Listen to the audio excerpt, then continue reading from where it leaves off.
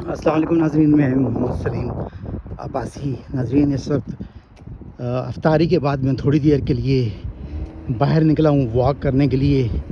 ظاہر ہے سحری کھانے کے لیے بھی جگہ بنانی ہے جسم میں، تو تھوڑی سی واک کر لی جاتی ہے کہ رات بھی اچھی گزرے اور کھایا پیا ہضم ہو جائے، اور سحری کھانے کے لیے بھی جگہ بن جائے۔ تو ناظرین، یہ رمضان المبارک کا مہینہ ہے۔ بہت سے مسائل ایسے ہوتے ہیں، بہت سے سوالات ایسے ہوتے ہیں جو ذہن میں آتے ہیں اور بار بار آتے ہیں، اور کچھ لوگ ایسے ہوتے ہیں وہ شرم کی وجہ سے چند سوالات نہیں کر پاتے، اور وہ اپنے شکوک و شبہات کو ذہن میں ہی رکھتے ہیں۔ اور ایسا بہت کم دیکھا بھی گیا ہے کہ کوئی عالم یا مفتی حضرات بہت زیادہ یا کھل کر کچھ مسائل ایسے ہوتے ہیں جن پر وہ تبصرہ نہیں کرتے یا اس کی تعلیم نہیں دیتے۔ شاید یہی وجہ ہے کہ وہ سوچتے ہوں گے کہ یہ مسائل ایسے ہیں کہ انہیں شرم کرنے میں وہ شرمساری محسوس کرتے ہوں، یا انہیں یہ بات معیوب لگتی ہو۔ لیکن ہم یہ سمجھتے ہیں کہ ایک شرم، اسے آنے کہتے ہیں کہ ایک شرم جنت میں لے کر جاتا ہے اور ایک شرم دوزخ میں لے کر جاتا ہے۔ تو بہتر ہے کہ جو سوالات ذہن میں ہوں انہیں انسان کو پوچھ لینا چاہیے۔ تو ناظرین، یہ ویڈیو تھوڑی سی لمبی ہو جائے گی، لیکن اگر آپ سنیں گے تو آپ کو کچھ نئی بات سننے میں ملے گی۔ اور اس سے پہلے کہ میں یہ ایک دو چھوٹے چھوٹے مسائل بیان کروں، اتنی ہی ویڈیو بناؤں گا جتنی آپ آسانی سے سن سکیں، لیکن پھر بھی ظاہر ہے 1-2 منٹ سے تو بڑی ہی ویڈیو یا ولاگ بن جاتا ہے۔ تو اس سے پہلے کہ ناظرین میں ان مسائل پر بات کروں، اگر ہمارے کچھ حضرات اگر ہم سے اتفاق نہ کریں تو یہ ان کی مرضی ہے، لیکن وہ اگر احادیث میں جائیں گے، روایات میں جائیں گے، کسی عالم کے پاس بیٹھیں گے تو انہیں یہی کچھ سننے کو ملے گا جو ہم آپ کو بتا رہے ہیں۔ ناظرین، میں کوئی مفتی نہیں، کوئی عالم بھی نہیں، لیکن الحمدللہ اللہ تعالیٰ نے شعور دیا ہے، تعلیم یافتہ ہیں، تو اسلام کو سمجھنے کے لیے انسان کا مفتی یا عالم ہونا ضروری نہیں۔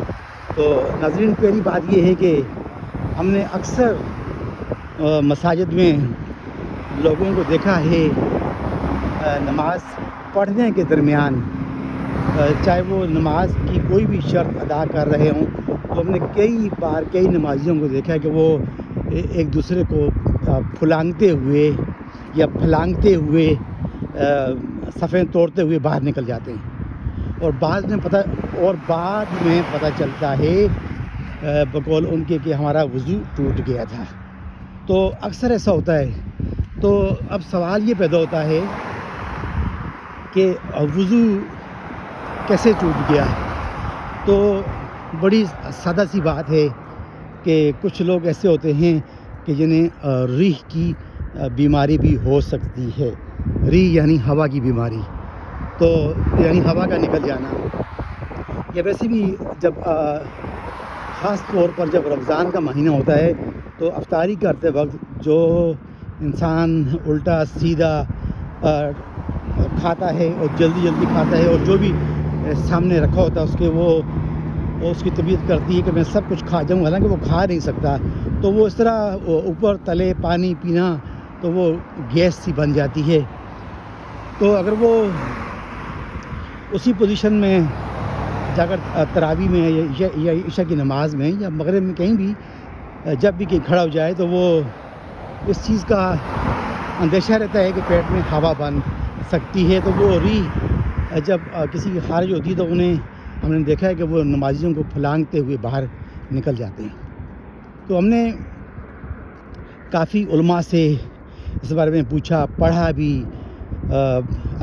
الحمدللہ ایک عرصے سے ہم لوگ اپنی فیملیوں کے ساتھ حج اور عمرے پر جاتے ہیں، علماء سے رابطہ ہے، واسطہ ہے، تو ہمارے واٹس ایپ پر بھی موجود ہیں۔ تو ہم لوگ تو نہیں شرماتے، ہم تو پوچھ لیتے ہیں کسی بات کو۔ اگر کوئی بات ہمیں پتہ چل جاتی ہے تو ہماری کوشش ہوتی ہے کہ ہم دوسروں کو بھی بتا سکیں تاکہ ان کے کام آ سکے یہ بات۔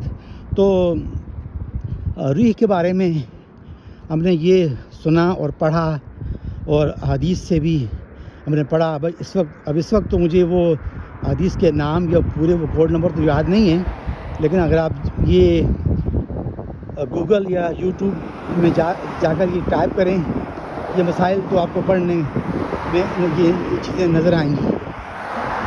تو ریح کے بارے میں یہ ہے کہ اگر کسی آدمی کو ریح کی بیماری ہے، بعض آدمیوں کو ریح کی بیماری بھی ہوتی ہے، یہ بیماری دائمی بھی ہو سکتی ہے اور وقتی بھی ہو سکتی ہے، جیسے میں نے آپ کو رمضان کے مہینے کے بارے میں بتایا ہے۔ تو اور اگر یہ بیماری آپ کو دائمی ہے، یعنی کافی عرصے سے ہے، اور تو اس کا طریقہ تو ناظرین یہی ہوتا ہے، ہم نے یہی سنا کہ آپ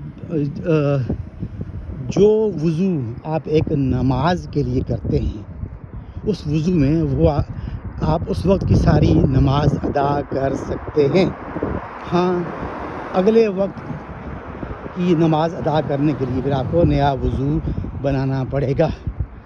یعنی فرض کریں آپ نے اگر عصر کی نماز، اپنے وضو کی عصر کی نماز پڑھ لی اور آپ کو آپ کی ریح خارج ہوئی یا نہیں ہوئی، تو مغرب کی نماز میں ظاہر ہے اگر آپ کا وضو سلامت ہے تو ٹھیک ہے، ورنہ آپ